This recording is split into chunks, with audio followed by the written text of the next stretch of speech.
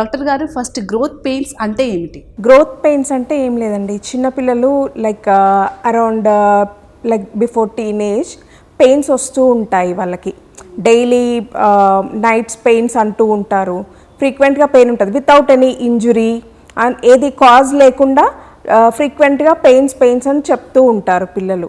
So ఇవి usually 3 to 12 years పిల్లల్లో చూస్తుంటాము. ఎలా అంటే ఇది మనకి యాక్టివ్ చిల్డ్రన్లోనే కనిపిస్తుంది. ఇట్లా అంటే సిక్ చిల్డ్రన్ అలా కాకుండా యాక్టివ్ చిల్డ్రన్లో పెయిన్స్ అంటూ ఉంటారు. సో దట్ అవి కొన్ని మనం ఎవాల్యుయేట్ చేసుకోవాలి.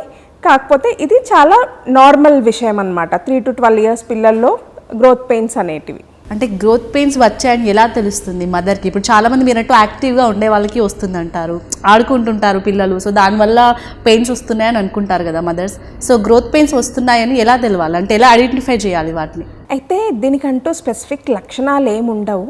యూజువలీ పిల్లలు ఎలా అంటే వన్స్ నడక స్టార్ట్ చేసినాక, యూజువలీ నడిచే పిల్లల్లోనే చూస్తాం ఇది. అంటే వన్స్ నడక స్టార్ట్ అయ్యాక మొదలవుతుంది. అప్పుడు అంటే ప్రతి లైక్ ఎవ్రీ కిడ్కి ఏం రాదు ఇది. గ్రోత్ పెయిన్స్ అనేది ప్రతి కిడ్ ఏం కంప్లైంట్ చేయరు మాకు. అయితే కొందరిలో వస్తుంది. అది ఎందుకు వస్తుంది అంటే చాలా రీజన్స్ ఉంటాయి మనకి. స్పెసిఫిక్గా దీనికే వస్తుందని చెప్పడానికి ఉండదు. అయితే వీళ్ళు ఏంటి అంటే యూజువలీ డే అంతా స్కూల్కి వెళ్తారు, యాక్టివ్గా ఆడుకుంటూనే ఉంటారు. మనకేవి వీళ్ళకి ఏదో ఉంది అన్న డౌట్ కూడా రాదు. సిక్ చిల్డ్రన్ కూడా కాదు, నార్మల్ చిల్డ్రనే. లైక్ యూజువల్లీ ఇంటి దగ్గరకు వచ్చాక నైట్ పెయిన్స్ అంటారు. అయితే యూజువల్లీ గ్రోత్ పెయిన్స్ అనేటివి మనకి at the end of the day యాక్టివ్గా ఉండి చిల్డ్రన్ ఈవినింగ్ అయ్యాక అప్పుడు పెయిన్స్ అంటారు. లేదా నైట్ టైమ్స్ పడుకొని మధ్యలో లేచి పెయిన్స్ అనడము ఇలాంటివి జరుగుతూ ఉంటాయి.